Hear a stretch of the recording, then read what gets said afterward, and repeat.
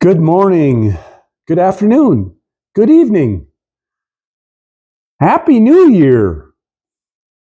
Curbmeister Klotz, back in the garage, still working on the GT40 kit car.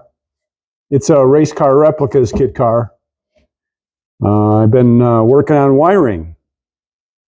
I know it's been a while. Hope you guys all had a Merry Christmas and a Happy New Year. We had family over December, most of December. It was good. Only had 2 days in the garage working on the car, but it's all right. There's lots of things to do, and I've gotten back to wiring, and I've got the dash connected to the car, all the switches, all the pumps, all the fans, all the lights, all the relays that you don't see, all the loom and convoluted tubing. Everything is done under the dash. So that's big. Yippee, yippee!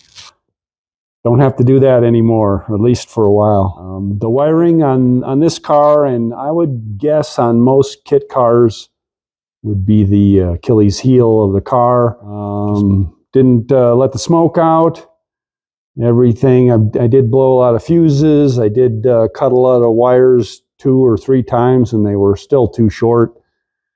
You know how that goes. Lots of crimping and heat shrink, and then cutting it all off and throwing it away and doing it over again. Getting close to starting the engine. I'll show you what I have got done. I got my pneumatic system there.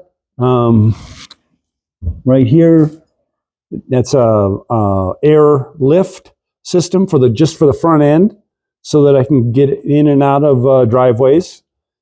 And I got my dry sump oil system, the sump itself, back from my buddy Tony, the welder. So that's a good thing. It's in place. I'll show you that. Tony he welded up my firewall right here. This pulley, this idler pulley, was too close for comfort, and so I had him make I cut out the firewall and added some clearance, and so he's got that work done for me. I can pick that up, and I have some more work, some of the stainless exhaust work for him to do. I've got the pieces, and I'll show you that. It's good to be back with you guys. All right, you guys, this is how you get in the car. Pretty much wear the seat. Anyway, so I got my dash all laid out, and if you turn the parking lights on, it's all lit up, and turn the key on. So I had the lift system up.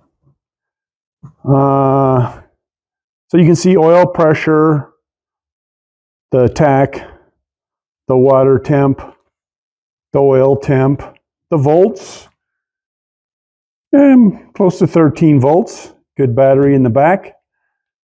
2 fuel gauges, 2 tanks, no fuel. And there's my speedometer, 200 mile an hour. It's GPS. So this is my air conditioning panel. I haven't put these 2 controls in yet, but it's there. Got a horn. Got to have 2 beeps to say hi to somebody. This is the ECU, the computer or the engine, back end of the car, ignition, all that kind of stuff. 2 different fuel pumps, left and right. Got to put one on to run the car. I don't like to leave them on. There's the horn. Here's the wipers. Of course, I don't have any wipers. I got hazard lights. You can see everything blinking. Relays. Actually, I spent a lot of time between the turn signals and the hazard lights with relays and diodes, and turns out Haywire, Haywire provided the loom and the wiring for the car, and they had a product, or they had a piece that would let me control my turn signals. Got to have the key on, so I can control the turn signals with a toggle switch. So any kit car you're building, any kit car, if you want to control your turn signals or your hazard lights with a toggle switch, they've got the slick deal. Plug and play, labeled, you crimp your wires, and you're good to go. So that was a godsend. All these switches are Lucas switches. They're period correct, and Period Correct is the website that I bought the switches off of. But Lucas, also known as the Prince of Darkness, yikes. Anyway, they're cool switches, and they're all hooked up, and Period Correct, actually my buddy Paul over there, he'll sell you all the switches you need, explains all the switches and functions and everything. It's really cool. But I guess moving along, this was my parking lights. And I don't know, I guess you can't really see the front end of the car, but if you don't have the headlights on, the only thing that works on this panel is the horn and the parking lights and the headlights. Everything else doesn't work. But if you turn the switch on, everything comes to life. There's the gauge, and now you've got high beams, get a little light, and I have fog lights or driving lights, whatever you want to call them, down low. There'll be a white driving light or a DRL, and they're hooked up. Okay, I got fans. This is the front fan for the radiator. It's on. You see the voltage drop. I also have rear fans.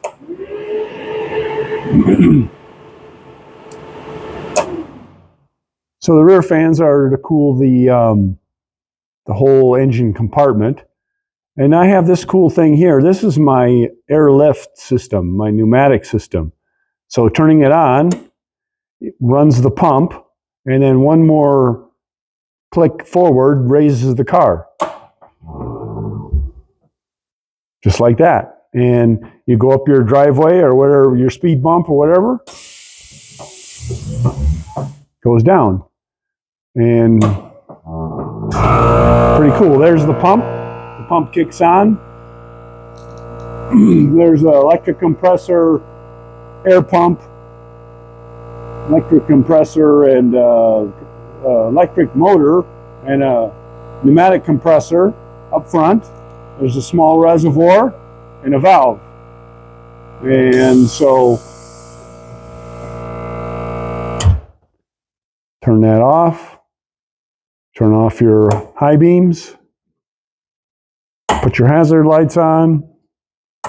Pretty cool. Air conditioning. The fan runs. I have a little bit of wiring to tuck up, but I've got my gas pedal. It's electric drive-by wire. Got that wired up. I think that was in the last video. I was showing you that, and I'll have a lot of pictures at the end of this video, as always, of how things went and different stages of the build. But I like my my lift system, Stance Parts. They helped me out. The race car replicas shipped me this kit with the wrong size cups or the airlift, and they had it mounted upside down. I wasn't going to go for that, so I sent back my big cups, and they sent me the small cups. That's it. You want to go down? Goes down. I'll have a video of how that looks on the front end too. But that's pretty much it for the dash and electrical system. And I did put in some courtesy lights here, just because I don't have the switch on yet, but when you open the door, there'll be some lights so you can see to get in the car, because this is not your average car to get in and out of.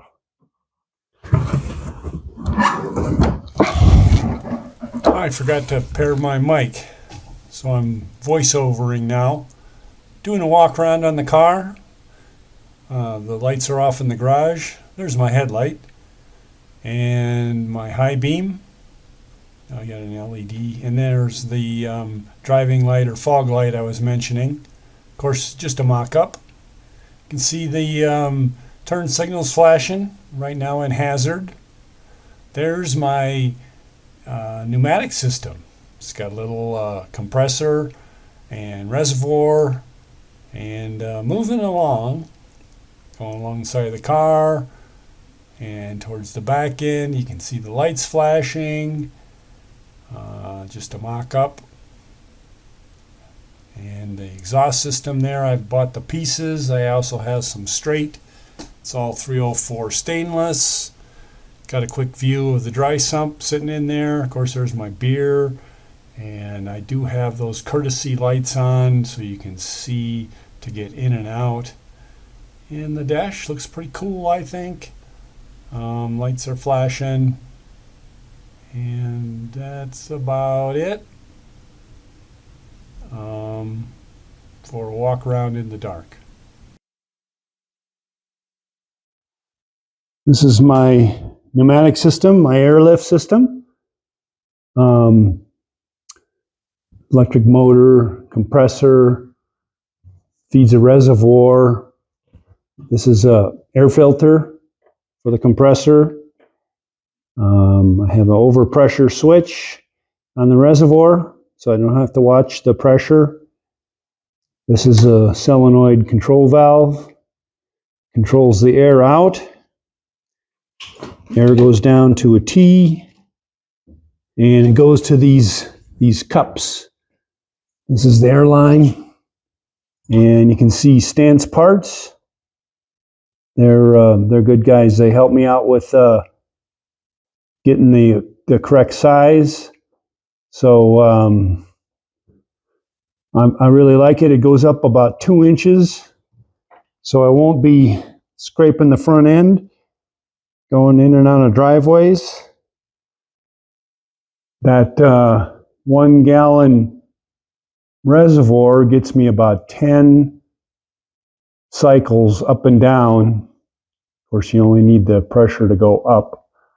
But pretty cool system. I'll be able to drive the car more. Just got to hear the horns. And just walking around.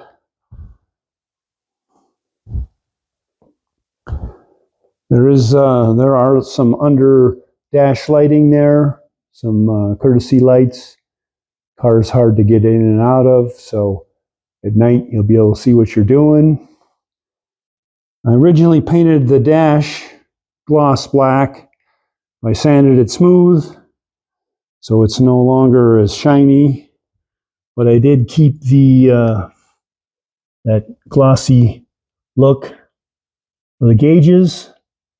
And I did a video previously on the turned engine look, or engine jeweling. So for my switch panels, and I'll be labeling all the switches. Back here,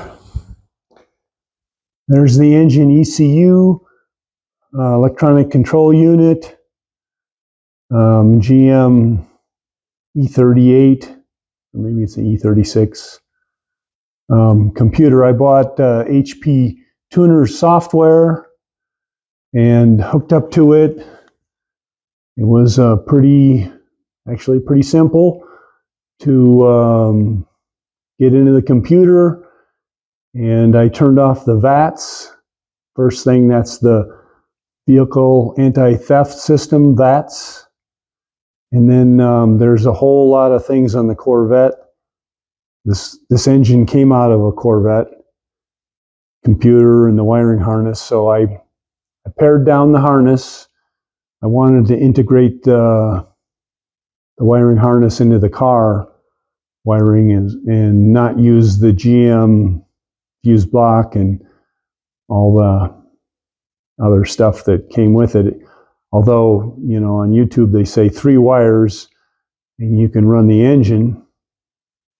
I didn't go that route. I unpinned about 50 connectors, 50 pins from these connectors, and I removed another easy 50 wires from the harness. But HP tuners work good. You can see my DRL or whatever diagnostic port or whatever, OBD2 connector right there, and there's actually a check engine light, but you can't see it, it's black. But that went well. Everything's been hooked up and tested. Injectors and O2 and coils, and it's a lot, but went well, I thought. Buddy gave me a Group 27 battery to use. So for my testing, this little power unit doesn't have the amps to do lots of stuff. So in back here, you can see my exhaust system starting to take shape. Muffler resonators from Vibrant. I'm straight through. They're just sitting there. And stainless elbows. I have some straight pieces I'm going to cut so that they'll actually connect up. And I'll have my buddy Tony weld those babies for me. And I also have to put some O2 bungs or some fittings welded into the exhaust for the O2 sensors. Over here you can see my dry sump modified. My buddy Liam helped me with that. He was in a video, gosh, it's been a while now, but he figured out the volume, and that's his design there for the dry sump, because the Corvette dry sump was quite a bit taller, so I wasn't going to be able to close the clam, close the rear body work with that thing any taller than that. So keep the volume in the oil system. Here's where you service the engine oil. There's your dipstick to check the quantity, and these will just be vents to vent the system. Of course, you can see now I've got my coils relocated, and my high tension leads or my spark plug wires, and I put those socks on. They're pretty close to the header, and so protect it from the heat. So that's good stuff. That went well. And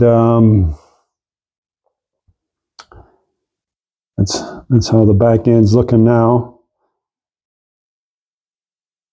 Another view of the dash and the switches. Very happy with that. And you can see the air conditioning panel hanging down underneath there. So I have heat, and I have it connected physically, but I don't even know if I'm going to run it electrically. Another look at the front end of the car. Of course, my mock-up for headlight, high beam, driving light, and those are the front fans that came on, and the rear fans. And you can't even see that one, too many wires. All been tested though. The rear fan is here. Did a video on that. It draws cool air in from here, cooler air, and blows it up into this compartment, and it connects at the back. So that's a look at the progress so far. Looking forward to starting it up soon. Okay, here's a look at how that Stance Parts air cups work. Going up and going down. And like I said, you get about 10 times, even if your compressor doesn't run. So the compressor should kick on here pretty soon. Going up. There we go. Compressor's on. Going down. The rate it goes up and the rate it goes down is all adjustable too. So pretty cool.